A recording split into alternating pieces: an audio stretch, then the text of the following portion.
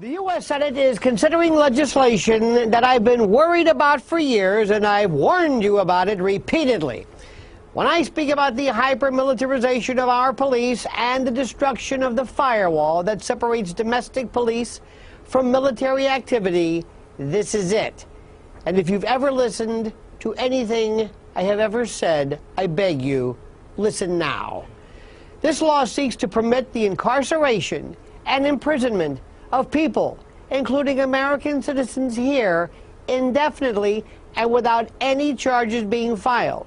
Remember, it's part of the incremental and deliberate dissolution of criminal due process and constitutional law protections under the increasingly insidious war on terror, the magic incantation that turns your brain off. It's called the National Defense Authorization Act for fiscal year 2012. It will give any president the authority to indefinitely imprison you without being charged and without a trial, both in foreign countries and here. If enacted, Sections 1031 and 1032 of the NADAA would do three things. And listen. One, it would authorize the federal government to indefinitely imprison you without charges and without a trial inside and outside of these United States. Two, it would mandate the military detention of some civilians, Americans who would not usually be subject to military jurisdiction, including American civilians like you, picked up within the United States itself. And three, the law would transfer to the Department of Defense all powers and jurisdiction now held by the Department of Justice for prosecution, investigation, law enforcement, as well as incarceration and imprisonment. Imagine you're being picked up here or in London or Toronto, thrown into a military prison and held indefinitely. That's what this law is all about. Senator Lindsey Graham emphasized that the homeland is now part of the battlefield. We didn't know each other in 2002, but I was warning talk radio sheeple about that guy Jose Padilla, an American citizen, Brooklyn-born no less. Jose Padilla was arrested in Chicago and immediately labeled an enemy combatant. Remember that? Then he was held for 3.5 years somewhere. No charges, no bond, no lawyer, no nothing. And he went crazy. Finally, they had a change of heart and sentenced him to 17 years in Supermax.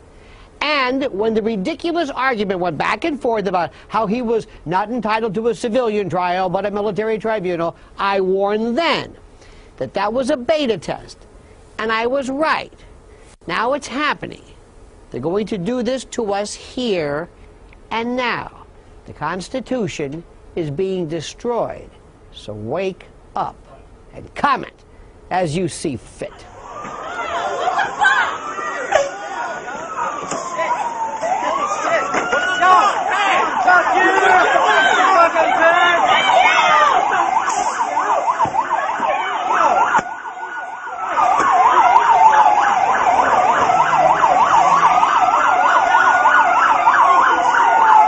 What is wrong with you?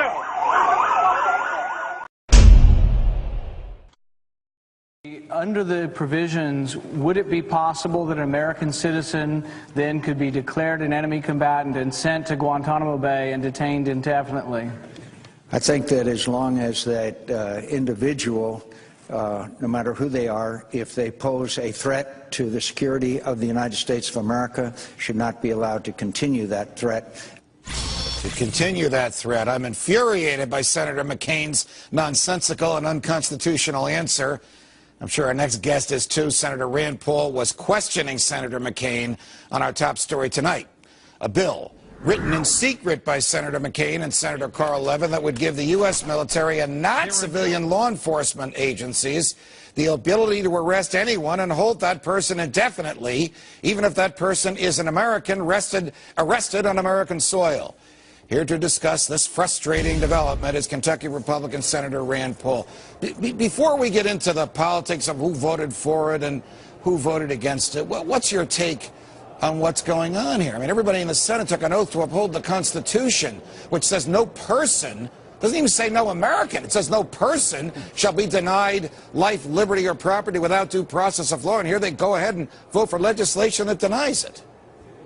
Well, you know, we had a discussion about this among some Republicans at lunch, and one other Republican senator read from the Constitution and pointed out all the places where you are guaranteed a trial by a jury, while you're guaranteed speedy trial, while you're guaranteed habeas corpus, you're guaranteed all these rights.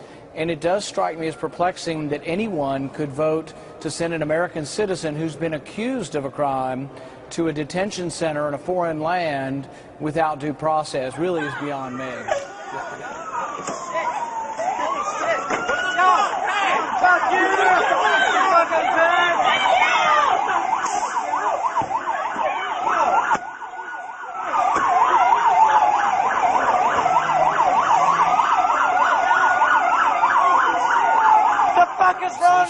What justification did these people give for this? They all took, I'm talking about your fellow Republicans, I think only Senator Kirk from Illinois joined you. Even Mike Lee voted for this, a shocking development, which he and I will discuss in another show. But what are the Republicans trying to accomplish when they defy the Constitution, which they took an oath to uphold? Well, here's what most of them argued. Most of them argue that Hamdi and Quirin, two Supreme Court cases, have justified holding U.S. citizens as enemy combatants. They also argue that the Padilla case did, but that wasn't a Supreme Court case. I guess my point is that I agreed with Scalia, who was the dissent in the Hamdi case, and who said that really high treason has been tried in our courts usually, and it is the exception to ever give up our rights. It's happened during war. But my point about this is a war without end. I'm afraid of giving up the right to trial by jury and hoping that someday they will declare an end to this war and they'll give back the right to trial by jury. It really concerns me.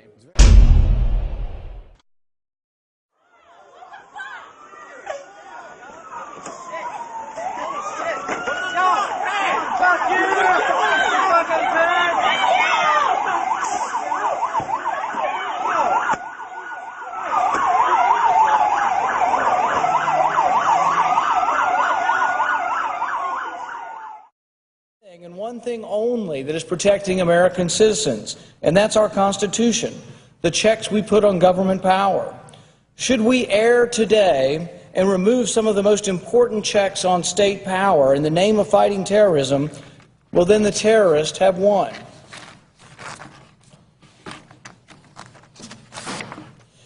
Detaining citizens without a court trial is not American. In fact, this is an alarming, arbitrary power that is reminiscent of what Egypt did with its permanent emergency law. This permanent emergency law allowed them to detain their own citizens without a court trial. Egyptians became so alarmed at that in the last spring that they overthrew their government. Recently, Justice Scalia affirmed this idea in his dissent in the Hamdi case, saying, "Where the government accuses a citizen of waging war against it, our constitutional tradition has been to prosecute him in federal court for treason or another crime." Scalia concluded by saying, "The very core of liberty secured by our Anglo-Saxon system of separated powers has been freedom from indefinite imprisonment at the will of the executive." Justice Scalia was, as he often does, following the wisdom of our founding fathers. As Franklin wisely warned, those who give up their liberty for security may wind up with neither. And really, what security does this indefinite detention of Americans give us? The first and flawed premise, both here and in the badly misnamed Patriot Act, is that our pre-9/11 police powers were insufficient to stop terrorism. This is simply not borne out by the facts.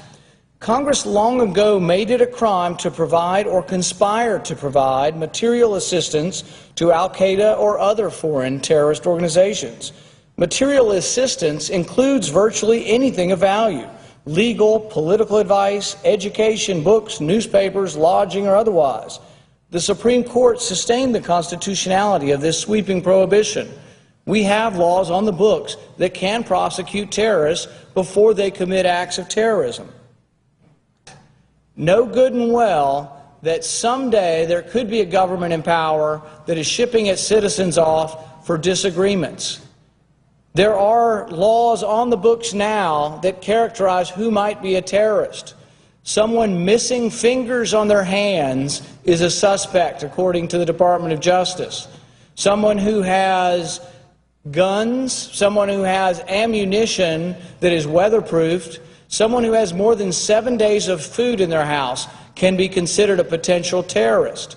If you are suspected by these activities, do you want to have the government have the ability to send you to Guantanamo Bay for indefinite detention? A suspect. We're not talking about someone who has been tried and found guilty. We're talking about someone suspected of activities. But some of the things that make you suspicious of terrorism are having food, having more than 7 days of food, missing fingers on your hand, having ammunition, having weatherproofed ammunition, having several guns at your house. Is that enough? Are you willing to sacrifice your freedom for liberty? I would argue that we should strike these detainee provisions from this bill because we are giving up our liberty. We are giving up the constitutional right to have due process before we're sent to a prison.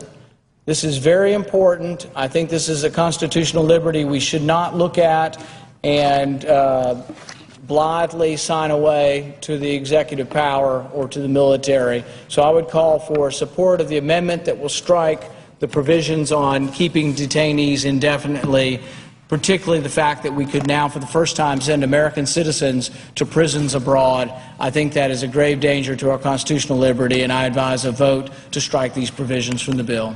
Thank you, Mr. President. I yield back my time.